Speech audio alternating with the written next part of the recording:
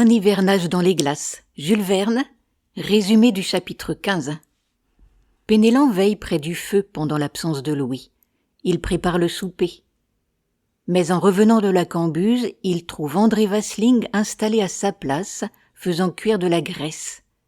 Le ton monte, les couteaux sortent. Vasling appelle ses complices norvégiens.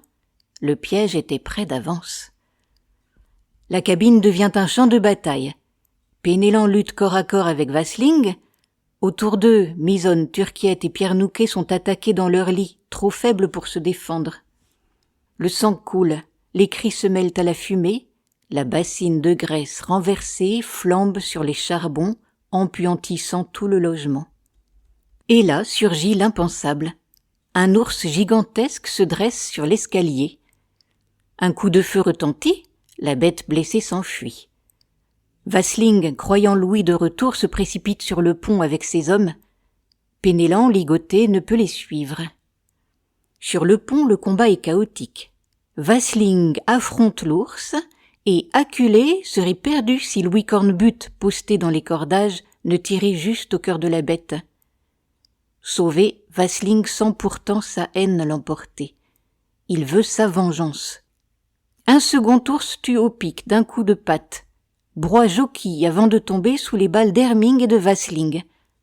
Un troisième ours surgit, grimpe sur le mât vers Louis, mais Louis abat l'animal d'un tir qui bondit néanmoins vers la hune. Vasling jubile et ordonne à Herming d'aller chercher Marie, qu'il veut forcer à voir mourir son fiancé. Louis glisse le long du mât pour échapper à la bête, sous les balles de Vasling qui le manquent. Les deux hommes se retrouvent face à face sur le pont. S'ensuit un duel sauvage au couteau. Alors le destin frappe. L'ours retombe du mât et les saisit tous deux dans son étreinte monstrueuse.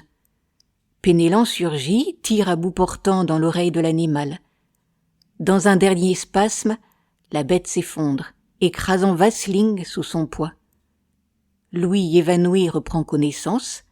Herming agit, poignardé. Tous les ours sont morts, tous les traîtres aussi. Alors Penellan murmure avec un souffle de foi, « Sans ces bêtes-là, nous étions perdus. Remercions la Providence. » Louis descend rejoindre Marie et dans ce navire meurtri au milieu des glaces, l'amour et la loyauté triomphent enfin de la haine et de la mort. J'espère que ce résumé vous a plu. N'hésitez pas à cliquer sur le pouce ou à laisser des commentaires. Vous pouvez retrouver Histoire et Poésie sur ma chaîne Entendre lire.